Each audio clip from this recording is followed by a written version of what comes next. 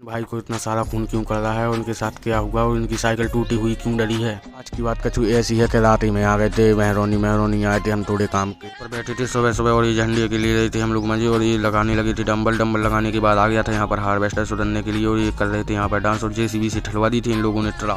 ठलवाने के बाद फिर निकल चुके थे बुआ जी के खेत पर, क्योंकि हमें जाना था ये बोरी देने। तो ये बुआ जी का खेत समेट रही है यहाँ की पिसी, तो यहाँ बोरी दे दी थी। यहाँ से निकले ही थे कि एक्सीडेंट हो गया था इस साइकिल का, भाई को लग गई थी साइकिल से बहुत, क्योंकि इसका हैंडल टूट गया था साइकिल का। एक्सीडेंट देखने के बाद आ गए थे सीधे घर पर, क्योंकि हम लोगों को नहाना था और हम लोगों ने नहा लिया था और कंप्लीट हो गए थे तैयार। फिर बैठ गए थे यहाँ पर काउंटर, यहाँ पर लगे थे भाई लोग काम करने के लिए, क्योंकि एक शटर होनी थी तैयार, तो एक शटर हो गई थी तैयार और ये आ गई थी टमटम जिसमें शटर जानी थी, तो ये लकड़ी रख दी थी शटर और भाई ले आए थे।